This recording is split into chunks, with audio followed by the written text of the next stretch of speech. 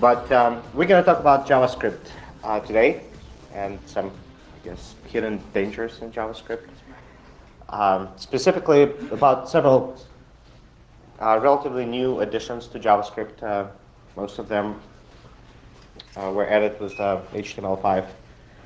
We're going to talk about sandbox and how, if you're not careful, you can actually break sandbox and allow JavaScript to break out of the sandbox. We're going to talk about how a very simple cross-site scripting attack on a page can be used to kind of hijack the entire website, all other pages on the website. Going to talk about dangers of putting business logic on the client side.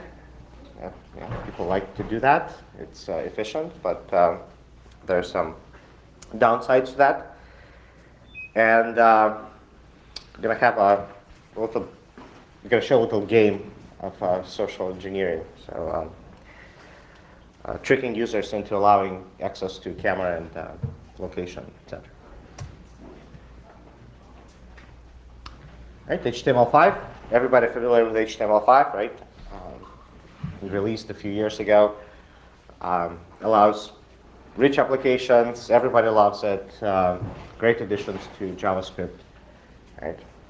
153 of Fortune 500 companies use it, and that number is definitely going to grow in the coming years.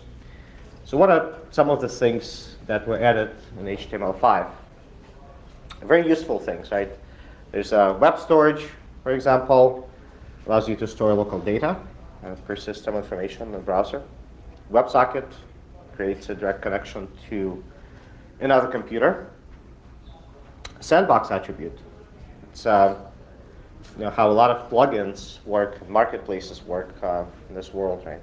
Sandbox attribute supposed to control JavaScript or inner frame execution. Canvas.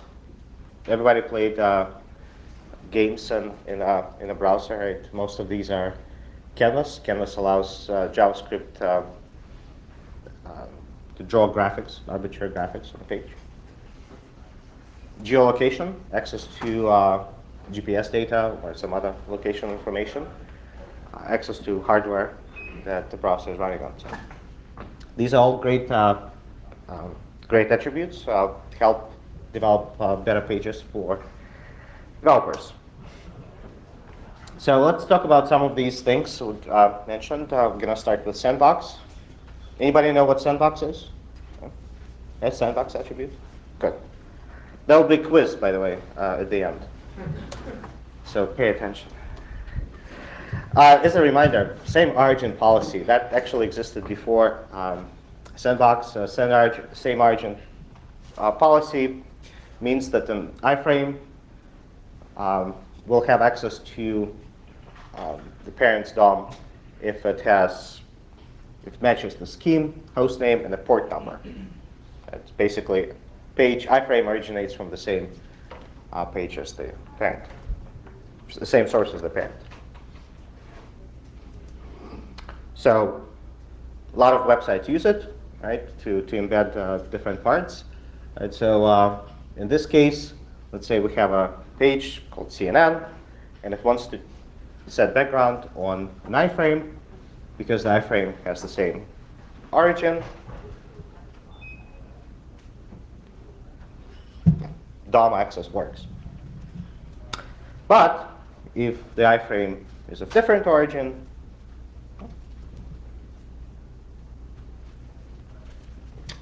DOM access doesn't work. Yeah, great. However, this system kind of breaks down if you have a marketplace of third-party plugins. Right, think about it. Salesforce.com, Office 365 marketplace.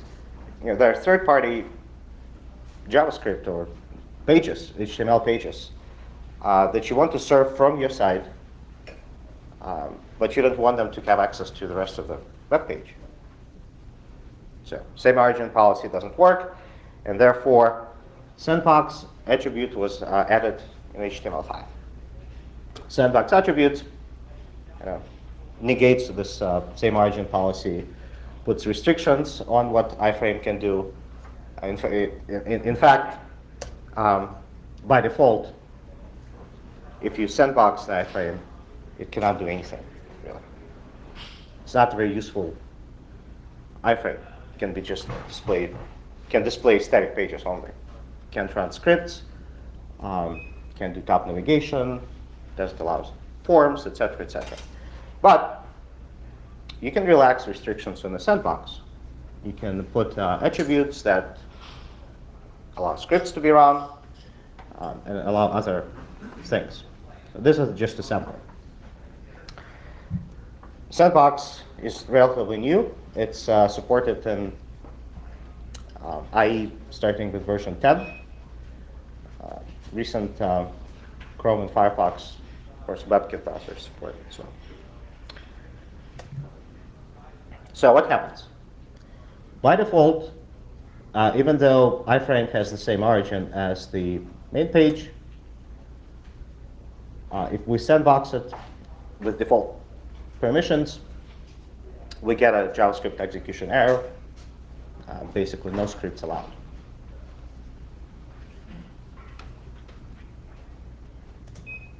However, if we relax restrictions and we add same origin, allow same origin policy, then our scripts continue to work as they used to. Top navigate, right? That allows the inner iframe page to go up in the DOM and basically have access to the rest of the parent page. Without that permission, JavaScript and iframe cannot do it. So,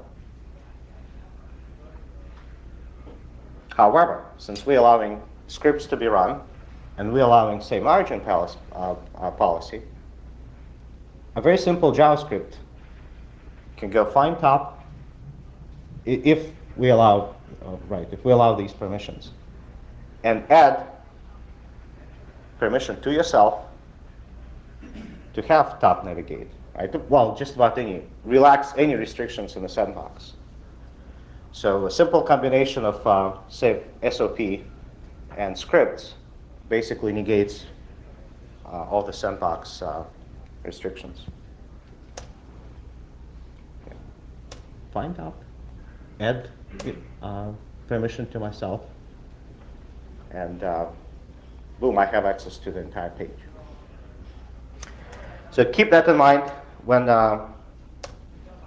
creating a sandbox.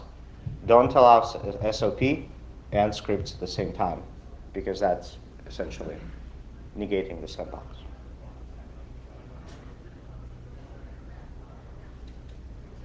That was sandbox. How are we doing? Doing great. Canvas. Canvas, yeah, love Canvas. It's, well, actually I don't, because I can draw.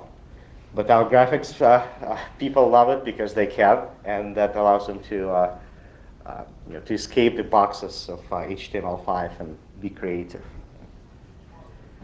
But we're going to talk about how simple cross-site scripting on one page can actually enable hijacking of the entire website.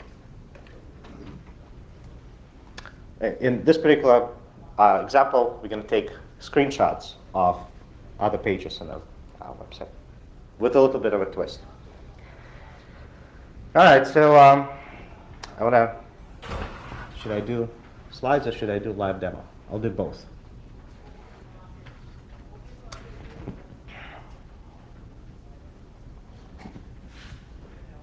So this is our bookstore login page. It's a pretty simple bookstore application. I can log in, get to my other things. But login page actually has a cross-site scripting vulnerability, which allows execution of any arbitrary script, right? Easy to miss, things like that.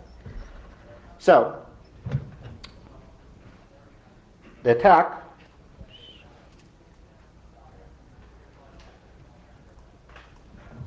actually puts an iframe over the page. And for the purposes of this demo, we actually keep that iframe with a little nice border so you can see how it looks. But of course, real attack would have no border. And to the user, this would look like a normal login page, except it's hidden behind the iframe. So, to the presentation.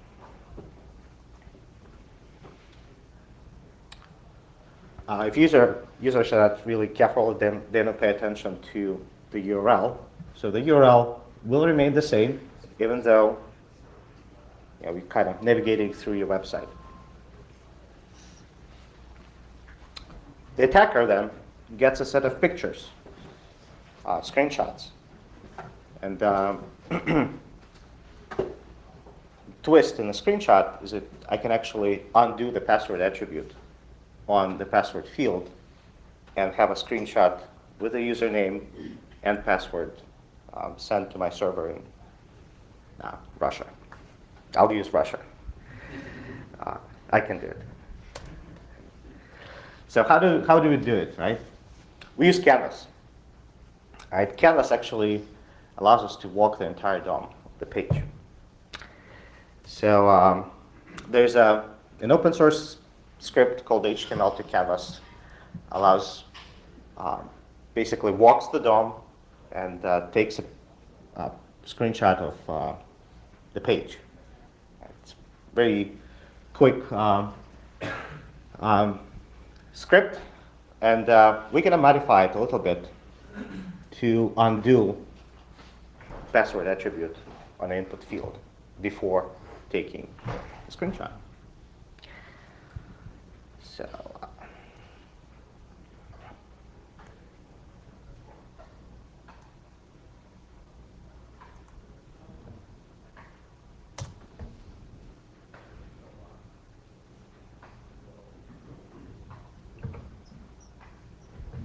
So you see that these pictures have been taken every 2 seconds. And as I use my website, these screenshots will reveal the password that I'm typing here. Actually pretty neat.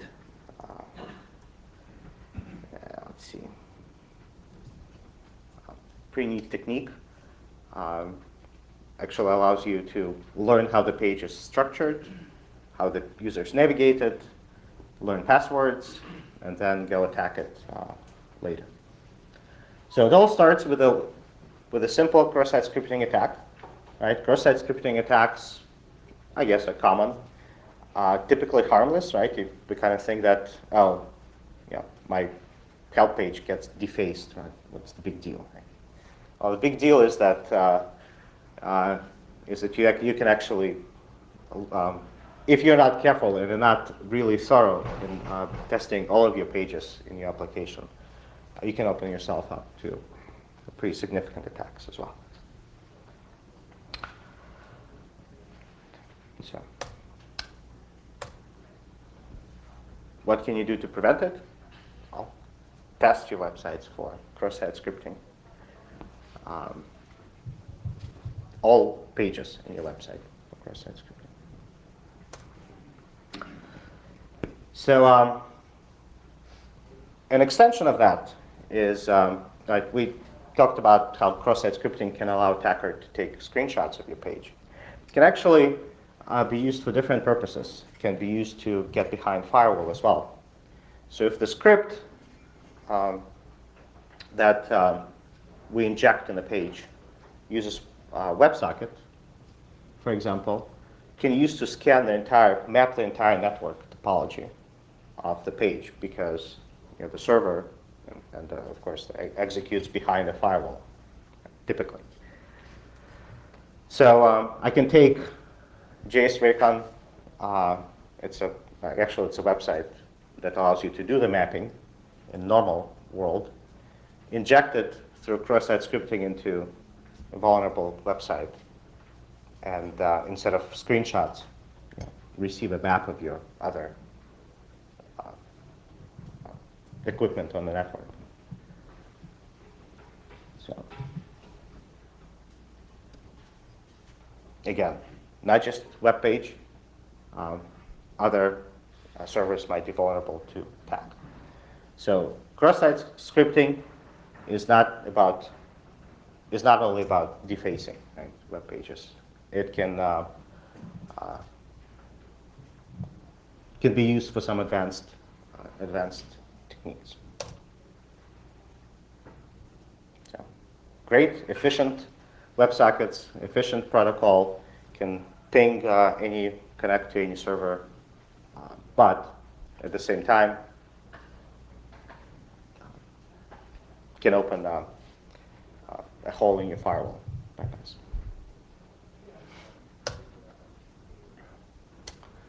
Client-side business logic. What does that mean, client-side business logic?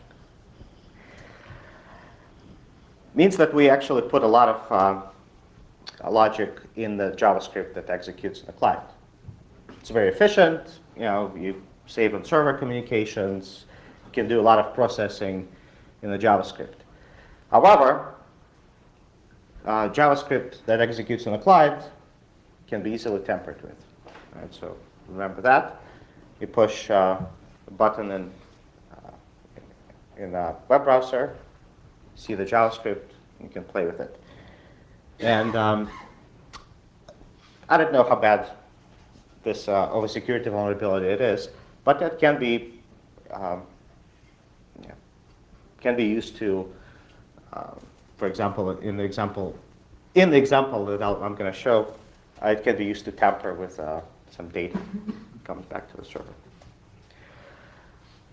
I'm going to play a movie because it's a tricky.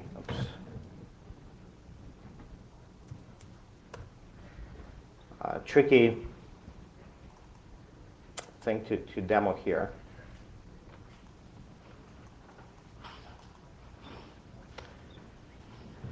So everybody familiar with Pac-Man, right? You try to eat as many things as you, well, I see a lot of younger faces in the audience, maybe not, right? Although there's I think a Pac-Man machine here somewhere.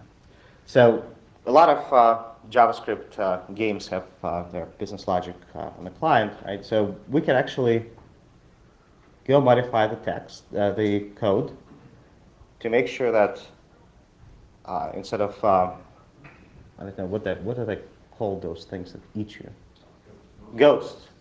Yeah, instead of ghost eating you, you get to eat the ghosts. Right? So, the ghosts sometimes can get into this scared state where you can eat them. So it's a very frightened state, right? So very simple JavaScript code manipulation. And save. And when I'm going to replay the game, I don't actually have to do anything. I can just stand there, find these ghosts, and the ghosts will find me, except instead of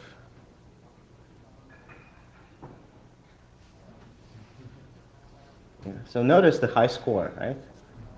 I'll just stand here and wait for them to come to me. And so a lot of people use the JavaScript and these games for promotions and marketing of some sort.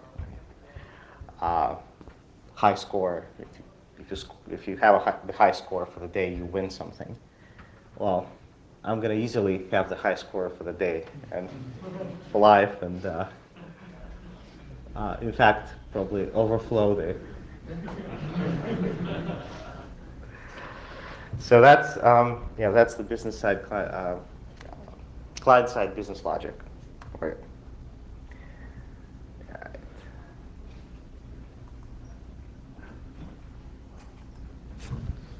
I wonder if that game machine is also susceptible to that. Maybe I should go try it out. Oh, geolocation. right? That's another interesting feature, kind of recent feature. Allows a web page to track your location, right? Of course, user is supposed to confirm or give access.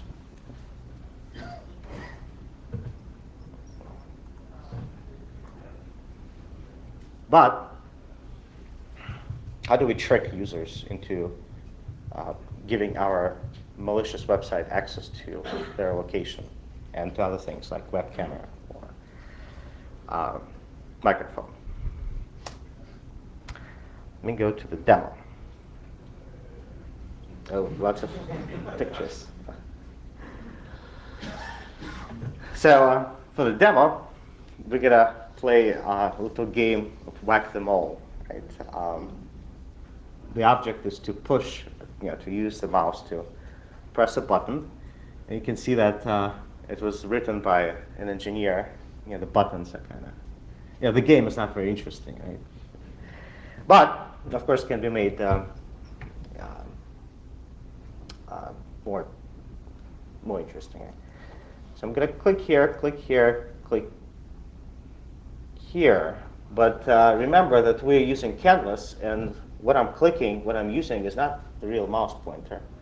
Real mouse pointer is up there. Oops.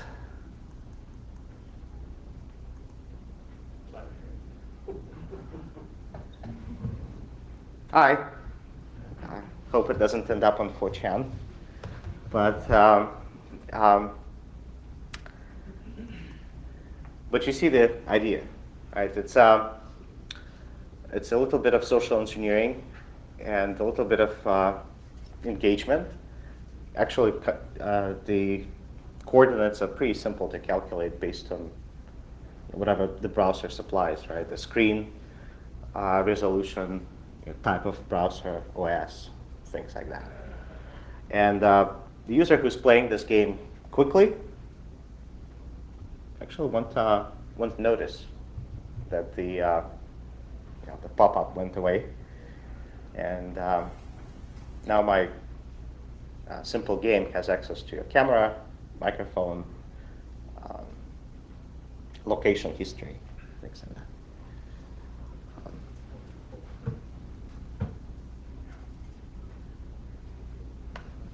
Well, there's really no way to deal with it except teach your users not to play games of unknown origin on the internet. I guess you can tell them to pay attention to the little permissions box that shows up. Nobody does it. Well, actually ahead of schedule. But the summary is that HTML5 and JavaScript bring new powerful tools, but with those new tools comes responsibility to use them wisely. So that's it. Questions, answers?